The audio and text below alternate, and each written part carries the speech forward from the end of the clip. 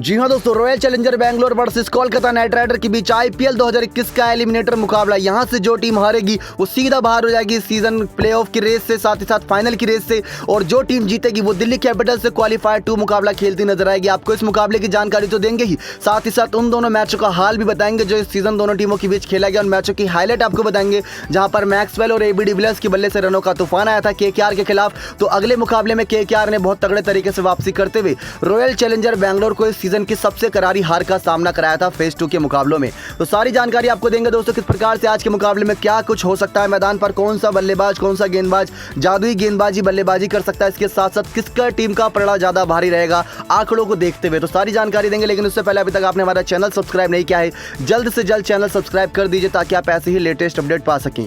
Royal Challenger Bangalore की बात करें तो इस सीजन 14 मुकाबले खेले, जिसमें से करीब करीब वो 9 मुकाबले जीती हैं और वहीं 5 मुकाबले में हार का सामना करना पड़ा। आपको बता दें दोस्तों, पॉइंट्स टेबल पे रॉयल चैलेंजर बैंगलोर की स्थिति नंबर 3 पर है। सीएसके के बराबर ही उन्होंने मुकाबले जीते थे, लेकिन नेट रन रेट की वजह से मात खा गई। वहीं अगर बात करें कोलकाता नाइट राइडर की तो केकेआर ने आईपीएल 2021 में 14 मुकाबले में से 7 मुकाबले जीते, 7 हार का सामना करना पड़ा। लेकिन जो 7 मुकाबले जीते उसमें से 3-4 मुकाबले तो ऐसे थे कि एक तरफा तरीके से जीते। तो कोलकाता का पलड़ा आज के मुकाबले में थोड़ा भारी पड़ता नजर आ रहा है। आईपीएल में अब तक आरसीबी और कोलकाता नाइट राइडर के बीच 28 मुकाबले खेले गए, जिसमें आरसीबी ने 13 मुकाबलों में जीत दर्ज करी, तो वहीं 15 मुकाबलों में दोस्तों कोलकाता आगे नजर आई है। कोलकाता दोस्तों कहीं ना कहीं 15 मैचों के साथ बहुत आगे नजर आ रही है। आपको बता दें 2021 में केकेआर और आरसीबी टीम के बीच 2 बार आमने सामने एक मैच हुआ, और जहां पर दोस्तों दोनों ही टीम एक एक करके मैच जीती। अब इनके लोवेस्ट और हाईएस्ट स्कोर पर नजर डालें तो केकेआर दोस्तों जब बेंगलोर के खिलाफ खेल रही थी तो उनका जो लोवेस्ट स्कोर है वो 84 रन का था, 84 का। वहीं केकेआर का हाईएस्ट स्कोर आरसीबी के खिलाफ 222 रन का है। लेकिन वही आरसीबी की बात करें तो केकेआर के खिलाफ उनका लोवेस्ट स्कोर 49 रन का है, जो आईपीएल के इतिहास का भी सबसे लोवेस्ट स्कोर 49 रन है। और आरसीबी की बात करें हाईएस्ट स्कोर की तो 213 रन उन्होंने केकेआर के खिलाफ हाईएस्ट मारे हैं। आज का मुकाबला शारजाह के मैदान पर होने वाला है। वैसे तो ये मैदान छोटा दिखने में है, चौके छक्के की बरसात होती है, लेकिन पिछले कुछ अगर मैचेस उठा के देखे जाएं तो यहाँ पर 135 से 140 बना पाना भी बाकी टीमों के लिए बहुत मुश्किल नजर आता है, ताकि वो यहाँ पर पिच भी ऐसी काम कराए जिससे मजबूती नहीं मिलती ज्यादा बल्लेबाजी में। अब बात करते हैं उन दोनों मुकाबलों की जिसको आपको मदद मिलेगी दोस्तों कि किस प्रकार से आप यहाँ पर अपनी ड्रीम 11 प्रेडिक्शन करें, साथ ही कौन सा खिलाड़ी प्रबल दावेदार हो सकता है आज आपकी कप्तानी के लिए ड्रीम 11 टीम में।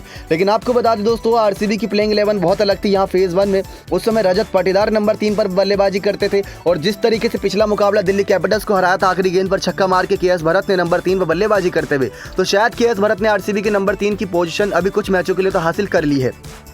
वहीं केकेआर की प्लेइंग 11 में दोस्तों शुरुआत में वेंकटेश अय्यर नहीं थे। वेंकटेश अय्यर आने के बाद इनकी मजबूती मिली।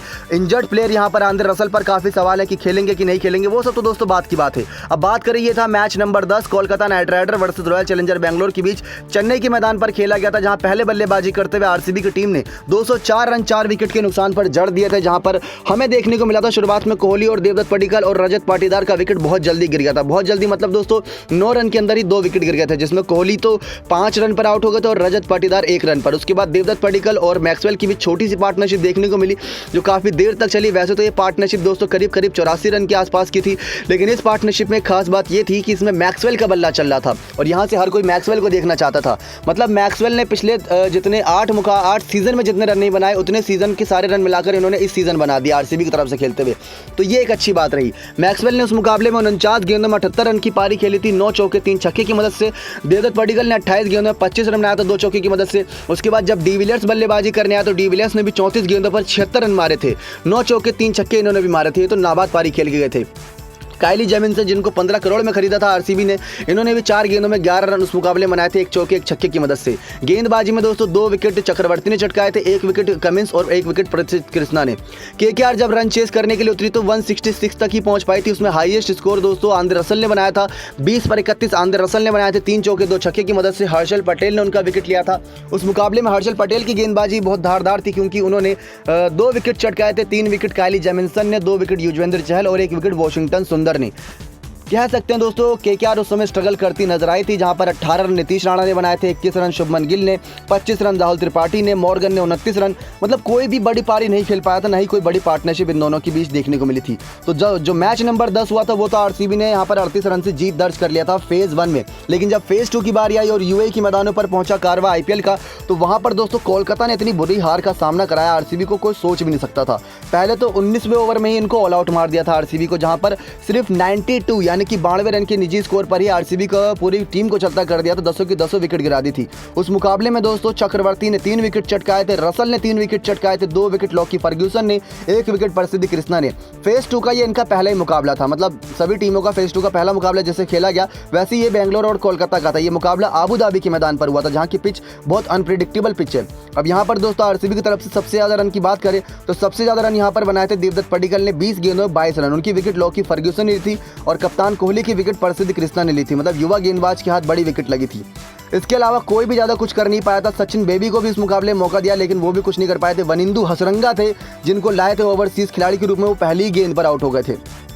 अब 92 रन यहाँ पर टोटल आरसीबी ने बनाया था अपनी पहले बल्लेबाजी करते हुए। अब केकेआर को चेस करना था 93, वो भी 120 गेंदों में, और यहाँ पर चेस करने का अंदाज भी इनका बहुत निराला लगा क्योंकि शुरुआत में शुभमन गिल और वेंकटेश अय्यर ने इतनी ताबड़तोड़ बल्लेबाजी करी कि 82 रन की तो उन्होंने ओपनिंग कर दी, वो भी 9वें ओवर की पहली गेंद तक। दोस्तों इस सीजन अगर कोलकाता नाइट राइडर टॉप 4 में पहुंच पाई है तो अपने नेट रन रेट की वजह से पहुंच पाई है, वरना मुंबई इंडियंस के भी साथ जीत थी। चाहती तो मुंबई इंडियंस यहां से जीत कर आगे आ सकती थी लेकिन उनका नेट रन रेट कम था और कोलकाता का नेट रन रेट ज़्यादा था, क्योंकि यही आरसीबी वाले मुकाबले में तो 9 विकेट से जीते थे और प्लस 10 ओवर पहले मैच जीते थे।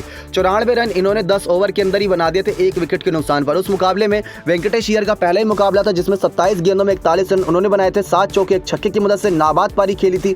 34 गेंदों में 48 रन की पारी शुभमन गिल ने भी खेली थी, 6 चौके 1 छक्के की मदद से। एकमात्र विकेट चहल ने लिया था, सिराज ने कैच पकड़ा था। तो इस तरीके से दोस्तों केकेआर और आरसीबी की राइवलरी हमेशा से काफी एक बड़ा ही मुद्दा रही है। जब गौतम गंभीर हुआ करते थे इसके कप्तान केकेआर के, तब तो अलग ही राइवलरी नजर आती थी कोहली और गंभीर की, लेकिन अब जब से यहाँ पर कप्तानी दिनेश कार्तिक ने संभाली, उसके बाद इयोन मॉर्गन ने संभाली, तब से टीम भी काफी सुधरती नजर आई है। बस इयोन मॉर्गन की फॉर्म को लेकर थोड़ा बहुत सवाल खड़ा है। अब आंद्रे रसल की जगह यहाँ पर दोस्तों अभी तक शाकिब अल हसन खेल रहे हैं, वो भी अच्छा कर ही रहे हैं, बल्ले से गेंद से दोनों से ही, लेकिन यहाँ इयोन मॉर्गन की यहाँ पर थोड़ी फॉर्म को लेकर सवाल है। तो दोस्तों आपको एक तस्वीर तो क्लियर हो गई होगी कि आरसीबी की तरफ से जब भी मुकाबला होता है तो चहल ने विकेट ली है, साथ ही साथ वरुण चक्रवर्ती ने विकेट ली है, और अगर आंद्रे रसल खेल रहे हैं तो उनको भी पिक कर लीजिएगा क्योंकि वो विकेट प्लस बल्लेबाजी दोनों करते हैं।